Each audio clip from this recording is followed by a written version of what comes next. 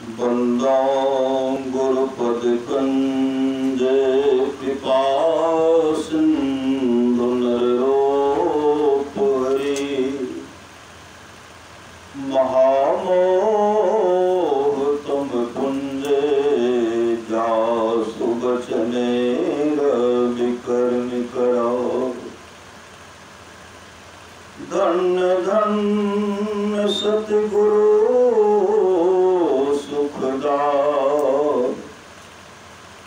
महिमा कही न जाए। जो कुछ कहूँ तुम्हारी कृपा मौतें कछु न बसाए। और व्यक्त रूप में प्रातः स्मरणीय अनंत श्री देवोसित परम पूज्यपाद सद्गुरु महाराज के चरणों में कोटि कोटि नमन। विशिष्ट गुरुजन उपस्थित सत्संग के महानुभावों, माताओं एवं बहनों, सभी के अंदर में बैठे हुए परमात्मा को कोटि कोटि नमन। परमानंद सुकुमार की वाणी है, गुरु सत्य गुरु सम हित नहीं को। निस दिन करिए सेवहे तन मन आत्म रक्षक है गुरु। गुरु ही के नाम एक लेव है। मातों ते बड़े छोह करनित पिता हो तो अधिक भलाई है। कुल मालिक होते बड़े कृपा धारे। गुरु सम नाहि सहाय है। तन मन आत्म पद पर वारिये। गुरु हित पट तर नाही है। निस दिन चरण शरण में रहिए और न आने उपाय है। जाओ गुरु कृपा तने विचारे मिटे कल्पना सो गए। गुरु सम दाता साहिब नाही। गुरु गुरु जपिए लोग। परमात्मा की वाणी है, गुरु की नित्य कर पूजा। जगति निशम नहीं दूजा। मैं ही को आन नहीं सूझा। फकत गुरु ही आधारा। परम संत बाबा देवी साहब की वाणी है, सच्चा शिष्य वह है जो गुरु को परमात्मा के तुल्य जानकर आदर करते हैं। गुरु को परमात्मा के तुल्य जानकर आदर करते हैं।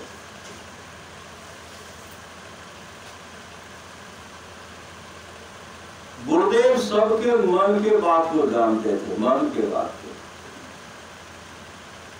और जो जिस भावना से पुकारते थे उनके पुकार को गुरुदेव सुनते थे। सच्ची घटना है।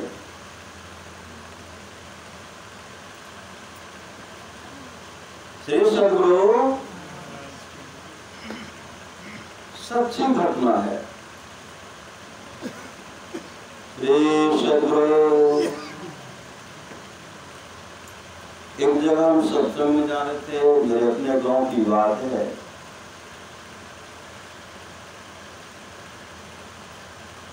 सत्संग करने के लिए साप्ताहिक सत्संग में मंदिर में जा रहे थे। रास्ते में वो युवक मिल गया। वह हमसे पूछने लगे, बाबा हम तो गुरु महाराज को नहीं देखे थे। गुरु महाराज किस रंग रूप के थे? हम उनको कहे आपका गांव तो बगले था, कभी गए नहीं? कहा नहीं गए। रास्ते में हम जा रहे थे, गुरुदेव का संस्मरण जो है उनको सुनाते हुए जा रहे थे।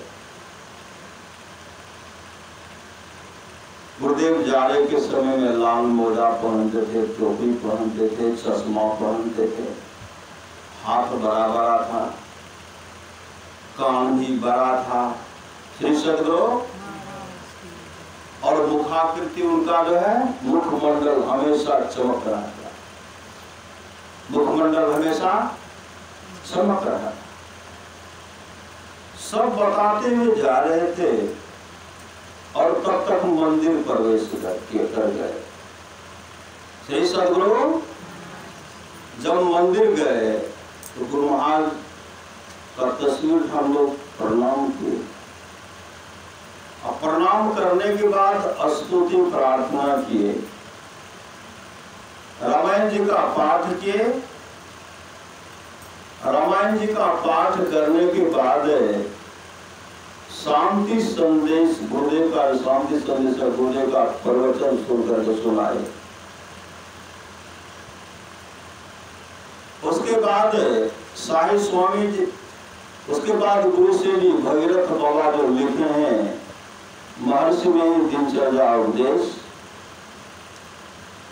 लेकर के गुरुदेव का संक्षिप्त परिचय पढ़ करके सुनाने लगे।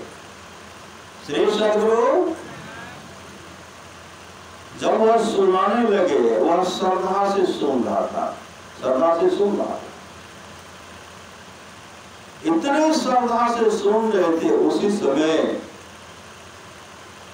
वह युवक क्या बोलते हैं, बाबा है देखियो गुरु महाराज कुर्सी पर बैठा छे, है देखियो बैठा छे गुरु महाराज कुर्सी पर बैठा छे, है देखियो गुरु महाराज के चरण यहाँ छे, है ललका मोजा पीने छे, पाँव फूलल लागे छे, है देखियो कान बड़ा बड़ा छे, लीलार चमक रहल छे, है देखियो, है देखियो। उनके मन में था देखे नहीं है। और गुरुदेव जो हम लोग वार्तालाप करते हुए जा रहे थे, क्या गुरुदेव नहीं सुन रहे थे? वो भी सुन रहे थे, वो भी देख रहे थे।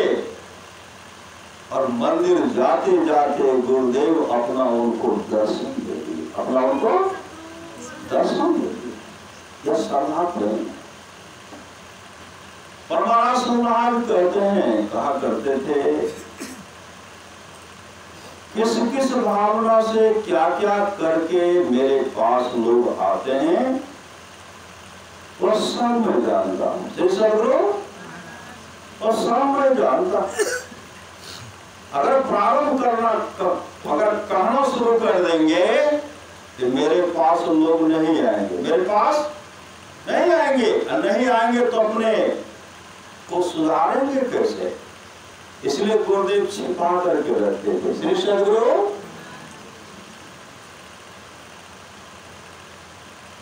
मेरे गांव की बात है, श्री सद्गुरु महाराज की जय, मेरे गांव की बात है।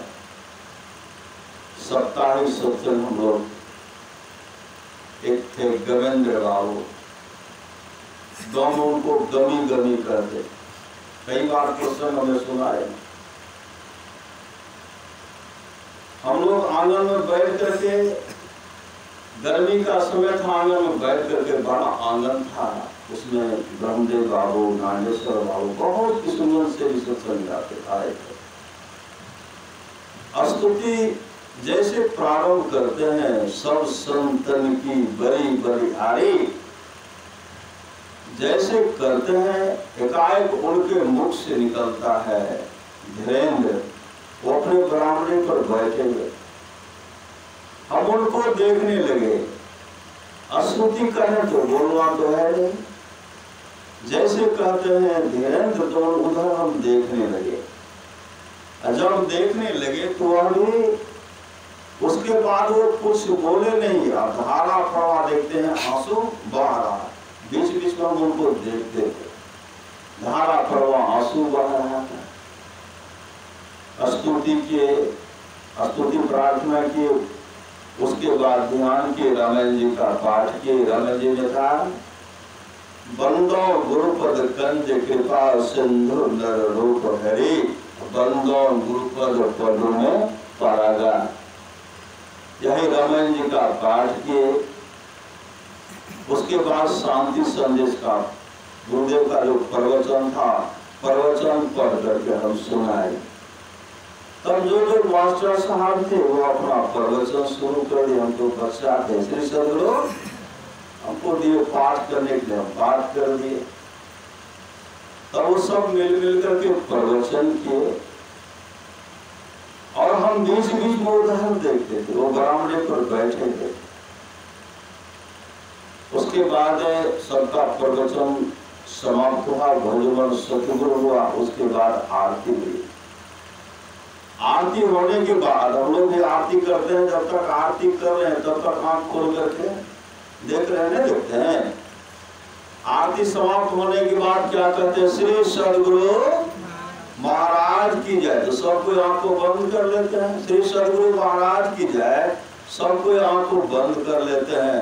हम सब कोई आंख को बंद कर लिए, वह भी कर लिए। आरती होने के बाद वो वहां से आए टहलते हुए और आंखों में आंसू बह रहा है, धारा प्रवाह आंसू बह रहा है। और आकर के कहने लगे, धीरेन्द्र गुरु महाराज ऐला ऐना के ऐ रास्ता देखे हाथ में छड़ी ले, वो छड़ी लेकर ऐले सबके देखे रहा। छड़ी करना गायर के, श्री सदगुरु लाठी के छड़ी करना गायर के और सबके देखे रहा। और गुरु महाराज ऐले तू बैठे टाल नहीं कह लो, बैठे टाले कर लो है। गुरुदेव गुरु महाराज तक अभी तक जब तक आरती नहीं बोले, आरती बिहार गुरु महाराज खड़े आंख बंद के लोग के लिए श्री सदगुरु महाराज की जय करने गए, नहीं देखे बैठियो टालने कह लो। जखनी अलो तखनी हम कह लियो, मुख से निकले धीरेन्द्र तोरा ई कहे चाहे गुरु महाराज ले बैठे ले कहो नहीं। ओकर बाद हमरा मुंह से आवाज बंद भए गेल। आदमी चाहे उठ के ओते जेवे हम कहे ले, जेवा कहे ले दीवार में जे सैट के सुने जे दीवार में सैट के गलिए श्री सदगुरु और टस मस करते रह गए। नहीं मुंह से आवाज निकल ले, नहीं वैसे छूट लिए। आरती है के बाद गुरु महाराज जानते उनको गुरुदेव स्वप्न में भजन भेज दिए थे, स्वप्न भजन भेज दिए थे। अब उनको कहीं बताओ न, कल के गुरु महाराज कल के नए बतवे श्री सदगुरु। गुरु हम लोग भी यहाँ भी जो भजन भेद लिए थे और प्रतिज्ञा कराए थे, जो जो मंत्र भजन भेद ले रहे हैं, कितना भी हितेशी प्यारा से प्यारा सगे संबंधी हो, किसी को नहीं बताना चाहिए। और बहुत आदमी तो बता देते श्री सदगुरु बोल से नहीं बताना चाहिए। इतने बड़े सामर्थ्यवान सदगुरु मेरे घर का ही घटना है। श्री सदगुरु मेरे घर का घटना है। पिताजी के पुण्यतिथि के अवसर पर सत्संग कर रहे थे। फागुन शुक्ल पक्ष त्रयोदशी को पिताजी का शरीर छूटा। उनके पुण्यतिथि के अवसर पर फागुन शुक्ल पक्ष त्रयोदशी को सत्संग प्रारंभ करते थे और चतुर्दशी को सुबह में समाप्त कर देते थे। तो गुरु महाराज का संस्मरण हम सुना रहे थे। संस्मरण जो सुना रहे थे उस सत्संग में किसले जी सब आए थे, पुराने से किसले जी जो बहुत अच्छे गाए उनको मंगाए। हाँ सुरेश किसले संस्मरण सुना रहे थे। गुरु महाराज के उन्होंने विश्वास कीजिए, गुरुदेव अभी भी अपने भक्तों को दर्शन देते हैं। संस्मरण सुना रहे थे उसी समय एक हमारे गांव के हैं कुल चौधरी उठ करके खड़े हो गए, ऐसे हाथ करते ऐसे हाथ करते हुए कहते हैं, अभी अहाँ गुरु महाराज के जो संस्मरण सुना रहे गुरु महाराज लाठी लेकर खड़ा भए था और लाठी गाय के सर पर देख रहे है देखियो गुरु महाराज वो देखे और कहाँ देखे श्री सदगुरु श्रद्धा से देखे जो प्रेम रस शाखा नहीं अमृत किया तो क्या हुआ उपकार में सिर दिया नहीं जुग दिया तो अभी जो है बहुत समर्पित हो करके स्तुति प्रार्थना करते हैं सत्संग करते हैं। जब भी यहाँ से रास्ते में निकलते हुए अगर शाम सो करके जाता अकेले बैठ करके सब संतन की बड़ी बड़ी कभी सब संतन की बड़ी बड़ी तारीफ कभी प्रेम भक्ति गुरु दीजिए कभी आरती संग शत्रु मतलब कभी गाँव जब देखते हैं सामने साधा प्रेम। इसलिए गुरु के होने विश्वास कीजिए। गुरु की नित्य कर पूजा जगत सम नहीं दूजा मैं ही को आन नहीं सूझा भगत गुरु ही आधारा। सच्ची घटना है इंदौर की घटना। इंदौर की लड़की थी जिनका शादी अरजपुर में वह लड़की जब ससुराल आई देखते हैं हर जगह गुरुदेव का तस्वीर। हम लोग भक्त हम लोग गुरुदेव को मानने वाले घर में भी रखते हैं बरामदे पर भी रखते हैं बाहर निकलते हैं तो गुरुदेव का दर्शन करके जाएंगे आते हैं तो गुरुदेव का दर्शन करते हैं। उस तरह तस्वीर लगी हुई थी। श्री सदगुरु तस्वीर लगी हुई थी। वह क्या करते हैं वह जो आए थे अपने पतिदेव से कहने लगी यहाँ जो है सब में लिखा हुआ है सदगुरु महर्षि में ही परमहंस जी महाराज ये कौन है। उनके पतिदेव कहते हमारे गुरुदेव हैं। तो हर जगह क्या होता है इनसे श्री सदगुरु उस समय उनके पतिदेव के हम लोग भजन भेद लेकर के ध्यान भजन करते जिससे जीवन सफल होता है मंगलमय हो जाता है। गुरुदेव का पूजा करने के बाद कभी जीवन में कष्ट का मुख नहीं देखना पड़ता। विपत्ति में अगर कोई मददगार नहीं तो ये रक्षा करते हैं। यह कह करके तब तक ससुर भी आए सास भी आ गए समझाने लगे। सब बैठ करके आपस में बातचीत कर रहे हैं। जब वो यहाँ से अरजपुर से नैहर जाने लगे उनके पतिदेव सास ससुर मिल करके गुरुदेव का एक पावन तस्वीर बहुत सुंदर तस्वीर दिए। बहुत सुंदर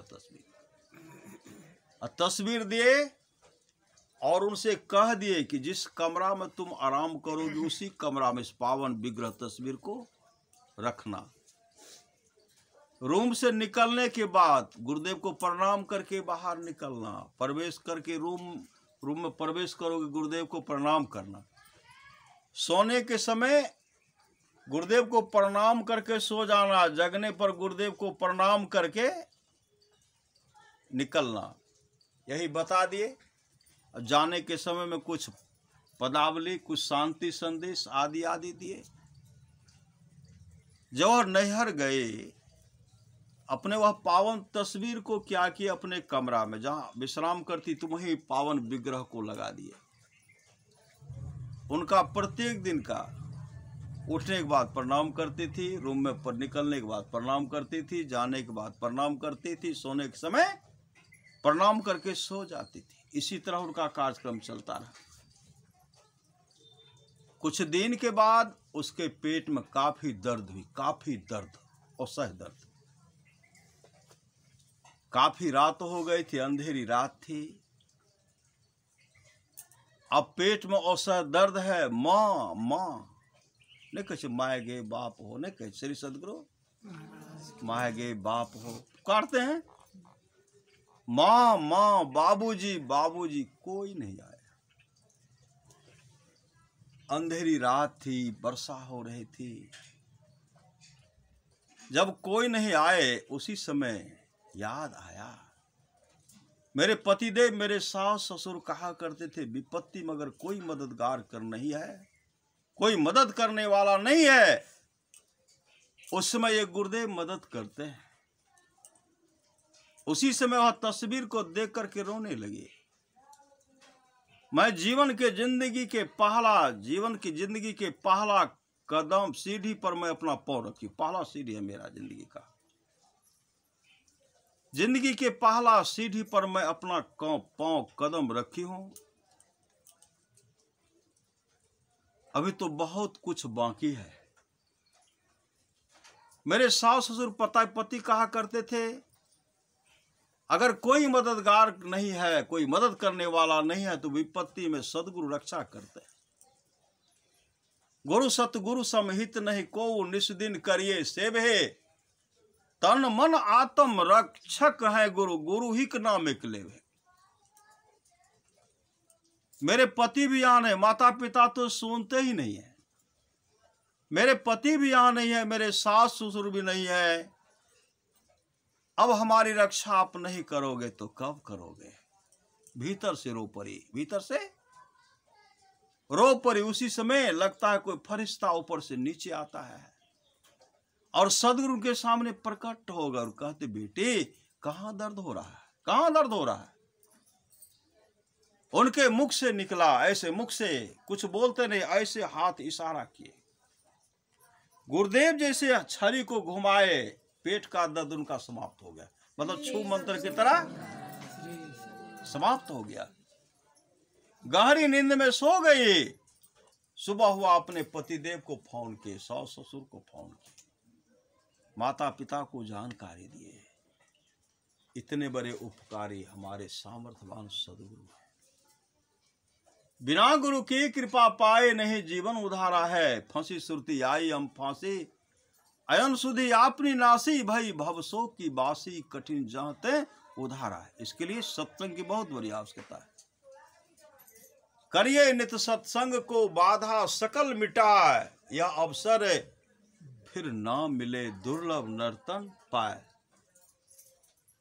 परमारस महाराज की वाणी है, थोड़ा सा भी सत्संग करो बड़ा लाभ होता है। बड़ा लाभ किनको किनको हुआ? भगवान महर्षि रमन जब सत्संग करते थे, उनके सत्संग में गाय आती थी। गाय सत्संग में गाय आती थी। संजोग से एक दिन गाय सत्संग में नहीं आई।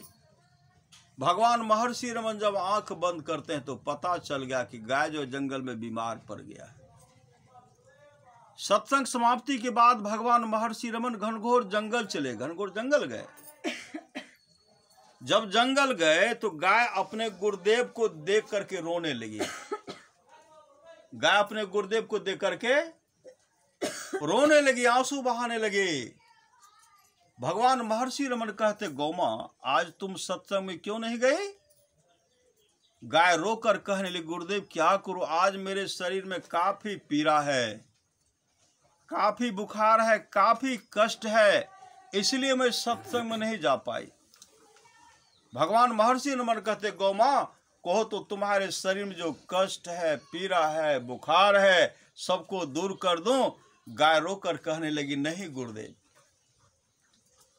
आपके पास आकर जो हम बराबर आपका दर्शन किया करते थे, सत्संग श्रवण किया करते थे, उस पुण्य के चलते अब इस शरीर को परित्याग करूंगी। परित्याग करके दिव्य रूप धारण करूंगी। विष्णु लोक से विमान आने वाला है, विमान पर बैठकर विष्णु लोक को चले जाऊंगी और भगवान विष्णु की चरण की अधिकारनी बन जाऊंगी। गाय उसी समय अपने गुरुदेव के सामने अपने शरीर को परित्याग करती है, दिव्य रूप धारण करती है और उसी समय विष्णु लोक से विमान आता है। अपने गुरुदेव पर पुष्प का वर्षा करते हुए, गुरुदेव को नमन करते हुए विमान पर बैठकर विष्णु लोक को चले गए और भगवान विष्णु की चरण की अधिकारनी बन गए। यह सत्संग का फल है।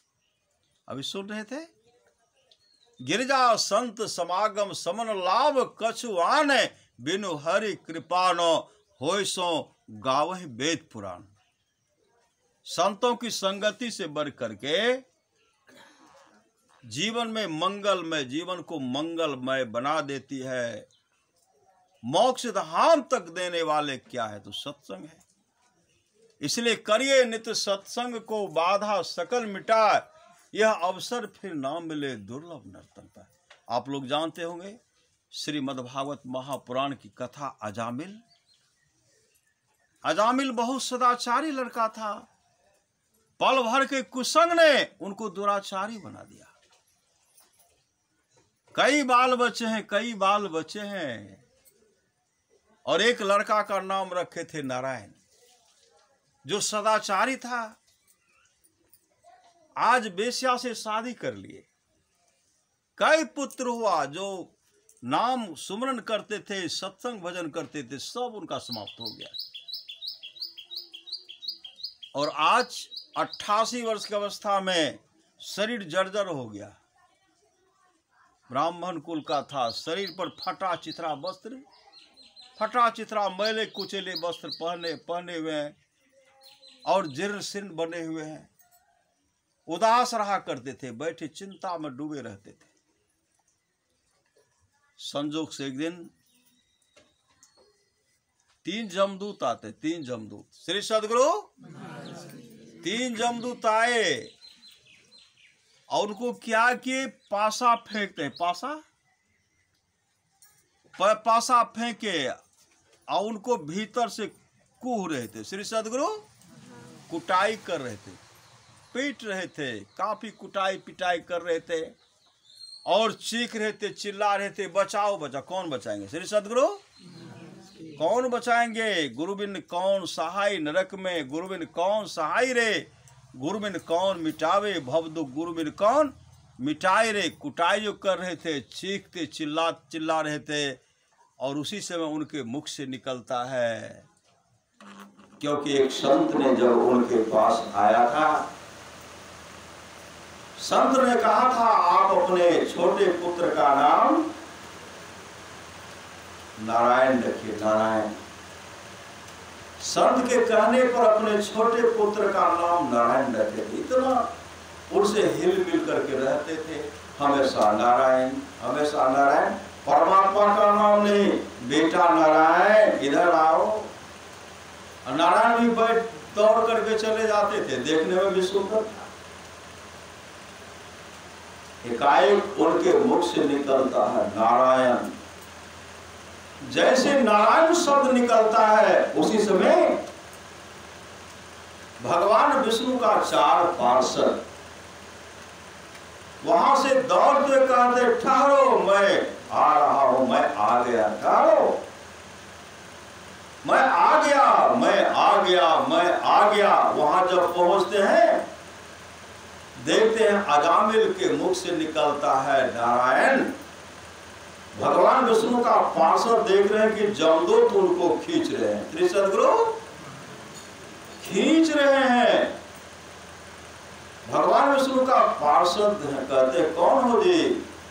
भगवान के भक्त को भी नहीं छोड़ते हो, भगवान के भक्त को भी सताया करते हो, भागते हो कि नहीं? जमदूत कहते हैं यह भगवान का भक्त नहीं है, ये तो अपने पुत्र का नाम, इनके पुत्र का नाम नारायण है, नारायण का नाम ले रहा है। कहा भागते हो कि नहीं? ये मेरे इष्ट का नाम ले रहे हैं। वो भाग नहीं रहे थे, ऐसा गुस्सा मारे। श्री सदगुरु भगवान विष्णु का पार्षद, एक तो जमदूत बहुत बलशाली होते हैं, उनसे भी बलशाली भगवान विष्णु का पार्षद होते हैं। ऐसा गुस्सा मारे, पासा लेकर के भागे। पासा लेकर जब भागे, जमराज के सामने पासा पटक करके कहने लगे आज से मैं यह काम, आज से हम लोग नहीं करेंगे। जब मैं अजामिल को लाने के लिए गया, पापी को लाने के लिए गया, भगवान विष्णु का कौन था जो भगवान विष्णु के रूप स्वरूप था? हम तो उनको पहचाने भी नहीं। पहले तो हमको डांटे, हमको कहा भागो, हम नहीं भागे।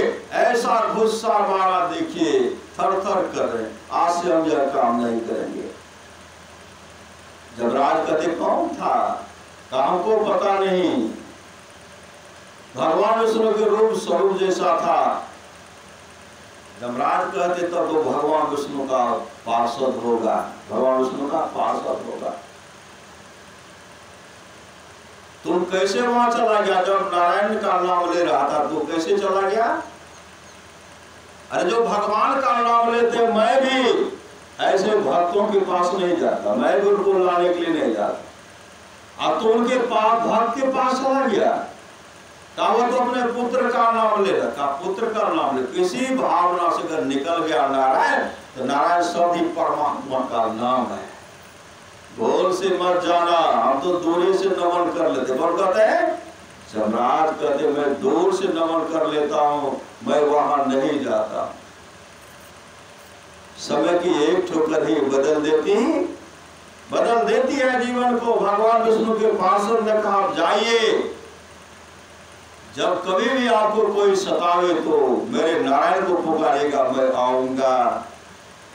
देख लिया दुनिया का सारा नजारा, ना हम किसी की ना कोई हमारा।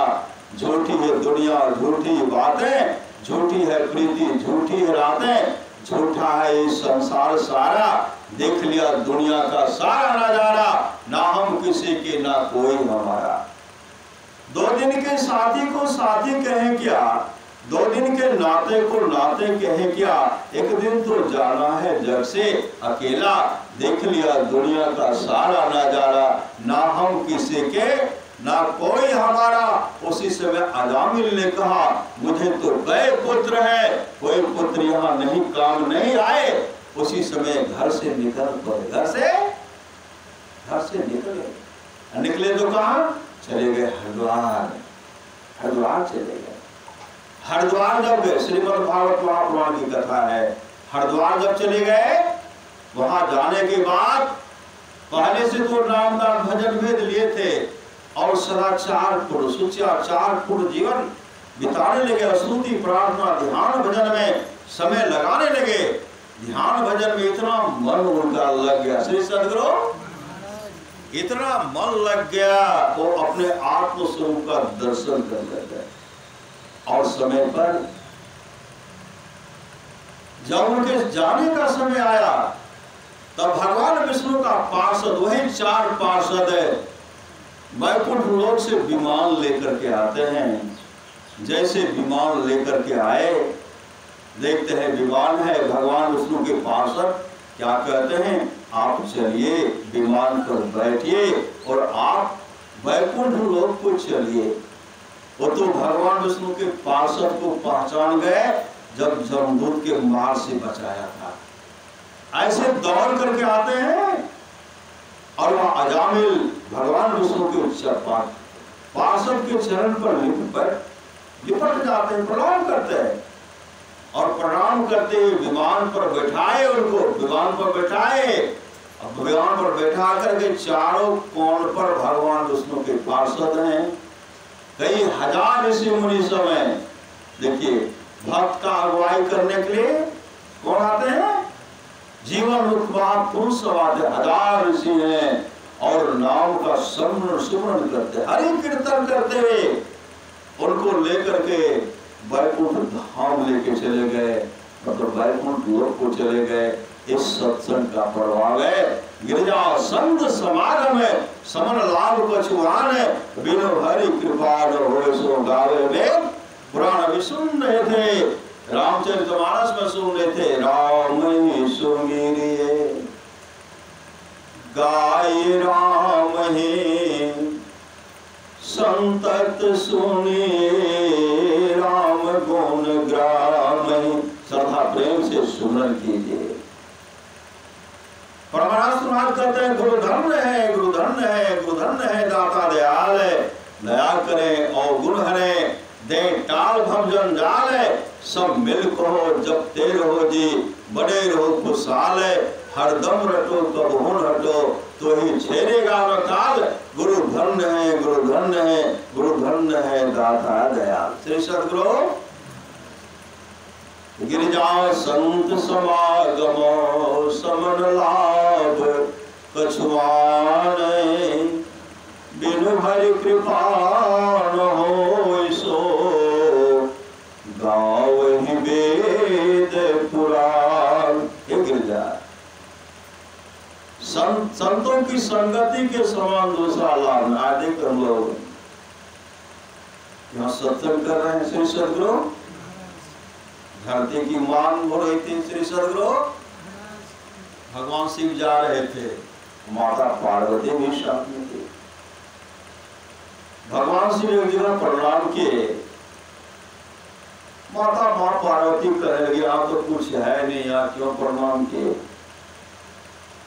भगवान शिव कहते यहाँ सत्संग हुआ था, यह स्थल पूजनीय है श्री सदगुरु। यहाँ सत्संग हुआ था। देखिए बहुत जगह जिला वार्षिक अखिल भारतीय वन मंडल बड़ा बड़ा सत्संग खेत खलिहान में होता है, नहीं होता है? यहाँ सत्संग हुआ था, इसलिए यह जगह जो प्रणम नमन योग जगह है। फिर आगे बढ़ते हैं। जंगल झाड़ था, वहां प्रणाम किए। वहां तो सत्संग हुआ था, यहाँ प्रणाम क्यों किए? भगवान शिव कहते यहाँ सत्संग होगा श्री सदगुरु। वही है आज जो है पहला बार सत्संग हुआ श्री सदगुरु। तब तो भक्त भी कल घबरा रहे थी, बाबा कहियो न करे छिए श्री सदगुरु। केना हेते हमर त हृदय कांपे छे श्री सदगुरु।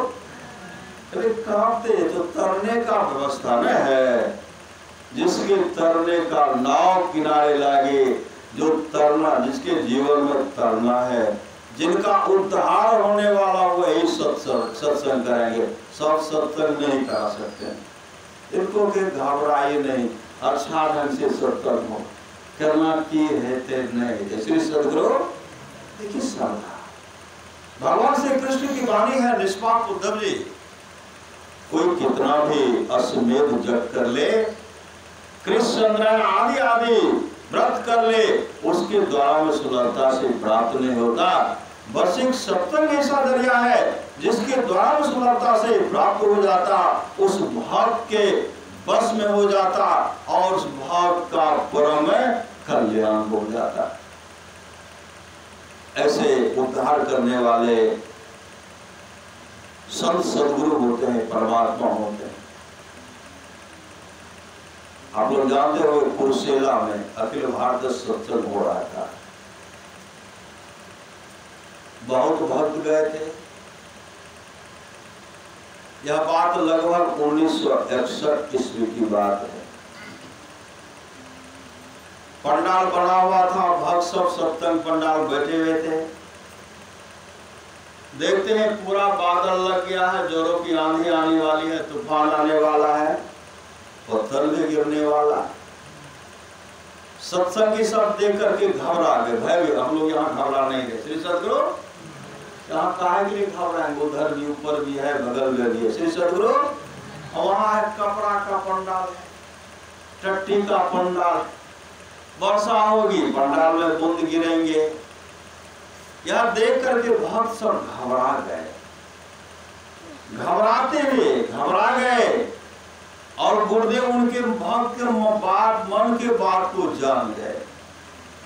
गुरुदेव प्रवचन कर रहे थे, सामने में एक सज्जन बैठे हुए थे, बाल पका हुआ था श्री सदगुरु। बाल पका हुआ था, वो गुरुदेव को देख रहे थे, गुरुदेव को देख रहे थे। परमानंद सुधार प्रवचन करते हुए कहते हैं, हम तो प्रवचन कर रहे हैं, देखिए उधर से विकराल समय आ रहा है, विकराल समय आ गया, देखिए लगता है तूफान आएगा। हम तो सब प्रवचन कर रहे हैं, जरा आप उधर संभालिए श्री सदगुरु, जरा आप उधर संभालिए।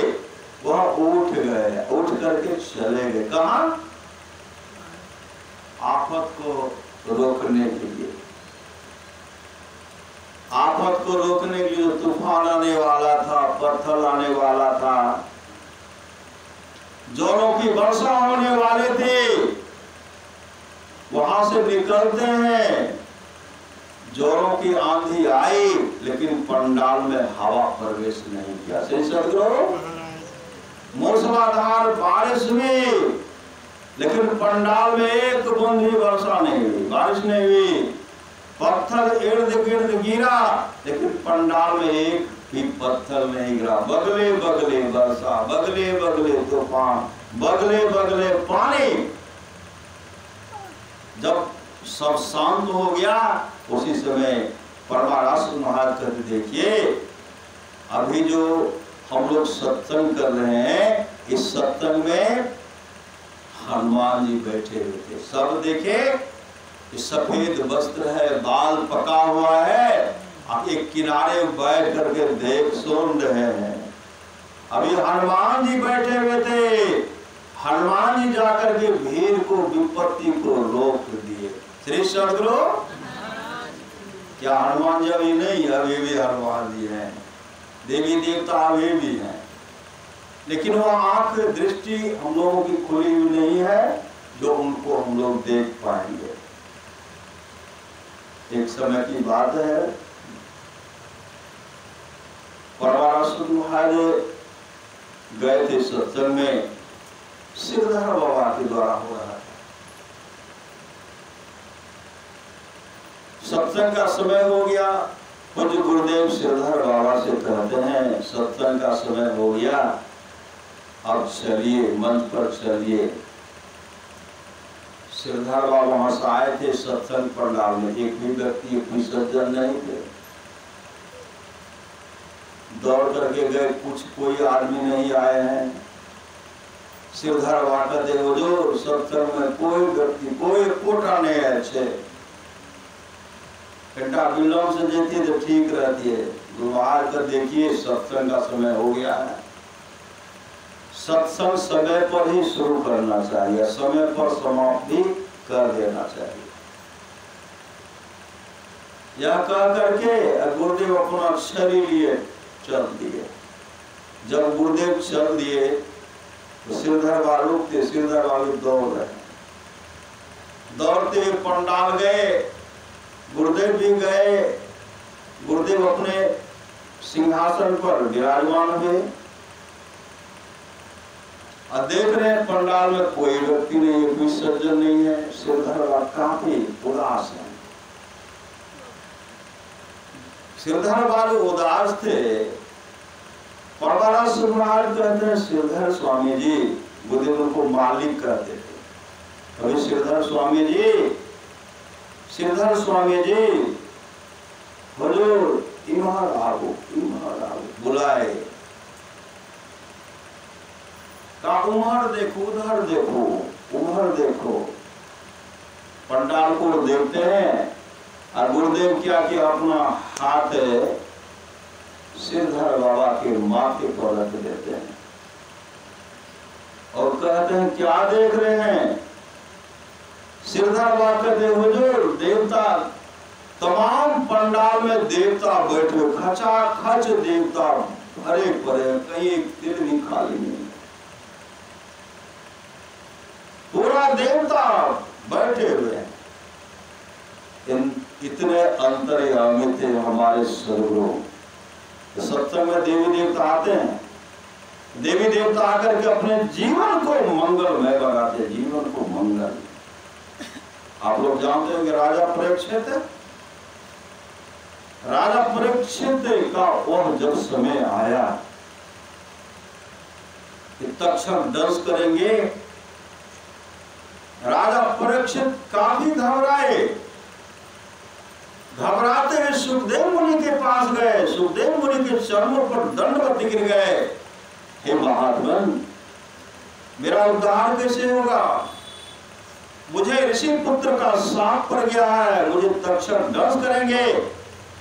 7 दिन का 7वें दिन का मैं मेहमान, 7 दिन तक मैं रहूंगा, मेरा उद्धार कैसे होगा? इतने घबराए घबराए, घबराते हुए सुखदेव मुनि के चरण को छोड़ते हुए जैसे सांप का नाम सुने, राजा परीक्षित अपने तमाम राजपाट अपने पुत्र जन्मेजय को दे दिए और चल पड़े। उनके सामने मौत ही मौत दिखलाई पड़ रही है।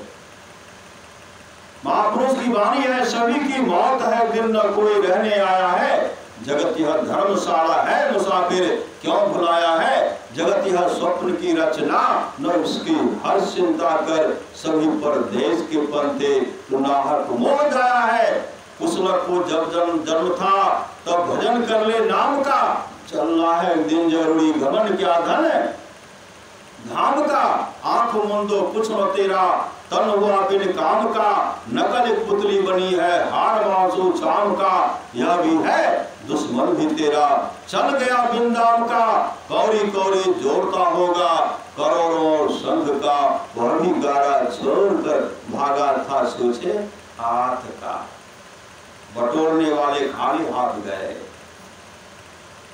संसार की संपदा को बटोरने वाले झक मार करके चले गए।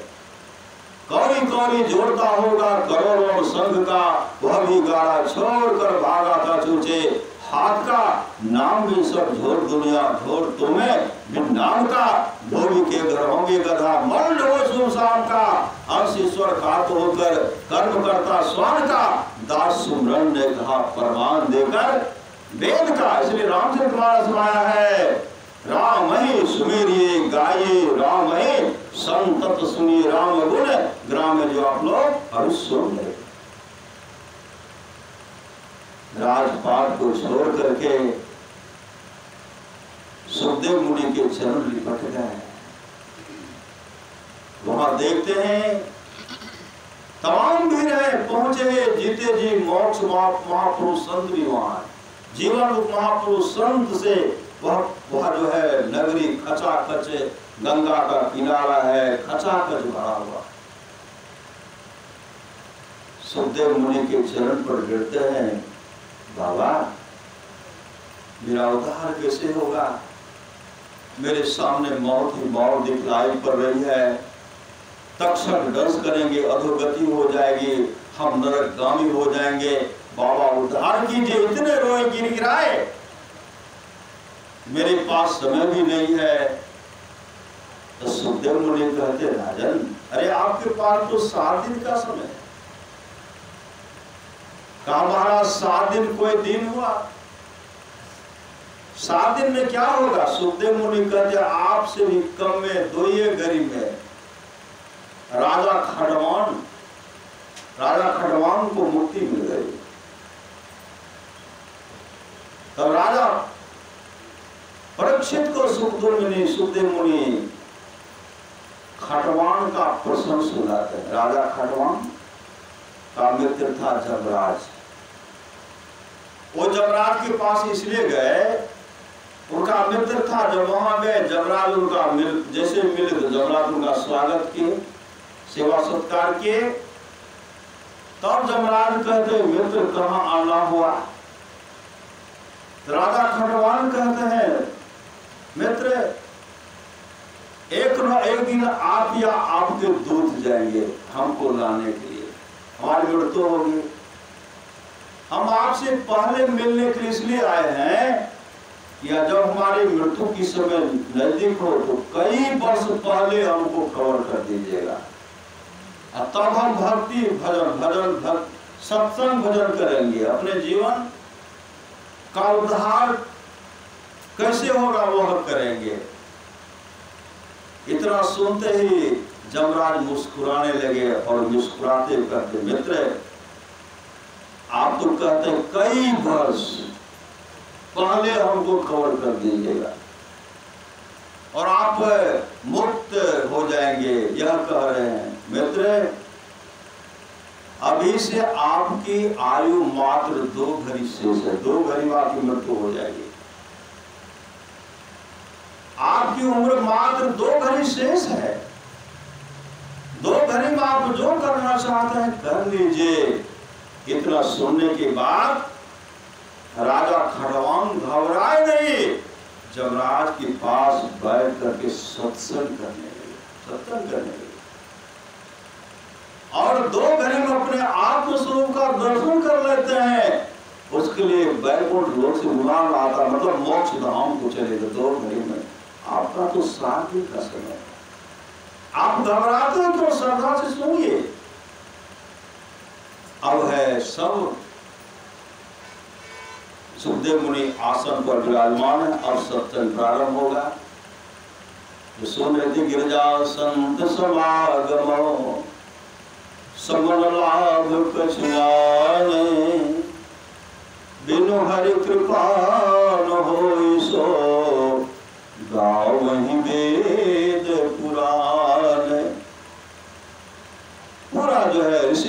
घड़ा पड़ा हुआ है, वशिष्ठ, विश्वामित्र आदि आदि जितने भी ऋषि हैं सब पंडाल में बैठे हुए हैं, माँ गंगा के तट पर किनारे पर बैठे हुए हैं। और सुखदेव मुनि जैसे कथा प्रवचन सत्संग सुनाने वाले थे, उसी समय भगवान इंद्र देवता सब आए अमृत का घड़ा लेकर के। श्री सदगुरु एक घड़ा में अमृत लेकर जाते हैं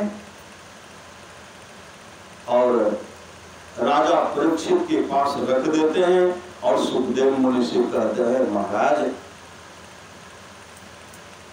राजा परीक्षित को मृत्यु की भय है, आप उनको अमृत पिला करके अमर कर दीजिए, उसके बदले में हम लोगों को सत्संग सुना दीजिए। सत्संग धन्य घरे सोई जब सत्संगा, धन्य जनों में दुजय भगति अभंगा।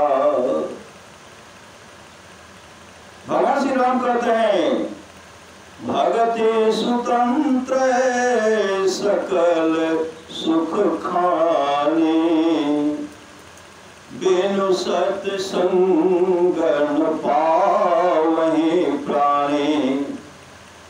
जैसे देवता सब कहते हैं इनको अमृत पिला करके अमर कर दीजिए और हम लोगों को सत्संग सुना दीजिए, ऐसा विचार देवताओं का ऐसा विचार को देख करके सुखदेव मुनि को काफी कष्ट हो गया, अपने सिर को झुका लेते हैं।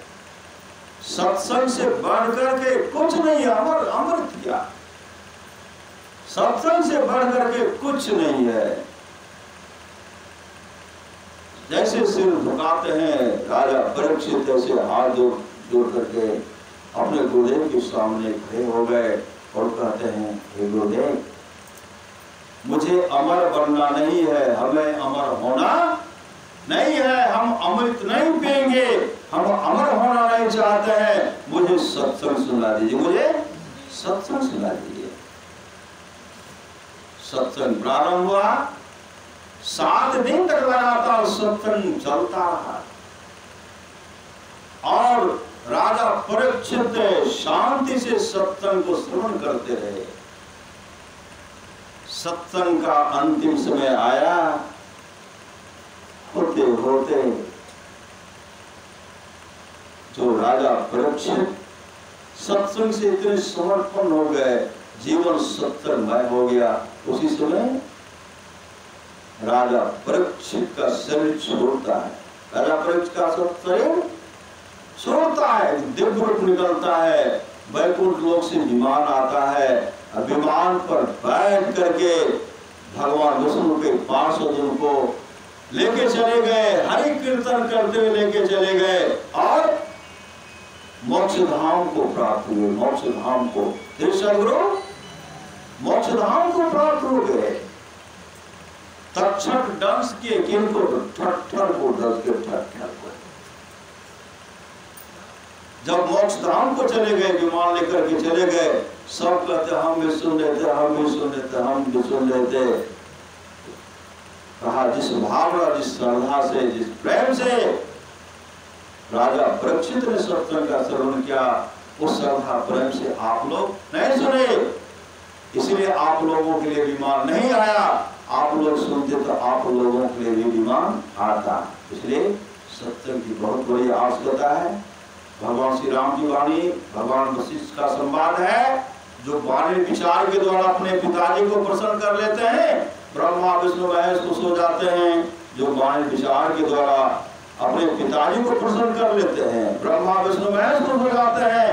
जो वाणी विचार के द्वारा अपने माँ को प्रसन्न कर लेते हैं, लक्ष्मी सरस्वती पार्वती जी खुश हो जाती हैं। जो भाई भाई प्रेम से रहते हैं, तमाम देवता खुश हो जाते हैं। जो पत्नी पत्नी प्रेम से रह रही है, तमाम देवियां खुश हो जाती हैं। जो गुरु को प्रसन्न कर लेते हैं, विश्व ब्रह्मांड में जितने ऋषि मुनि हैं सब खुश हो जाते हैं। इसलिए करिए नित्य सत्संग को, बाधा सकल मिटाए। यह अवसर पे नाम मिले दुर्लभ नर्तन पाए। परमारास कुमार की वाणी है, स्त्रियों के लिए उनके घर में सास ससुर पति ईश्वर के तुल्य है। गुरु से युक्ति लेकर के ईश्वर भजन करेंगे, ये लोग परलोक मंगलमय हो जाएगा।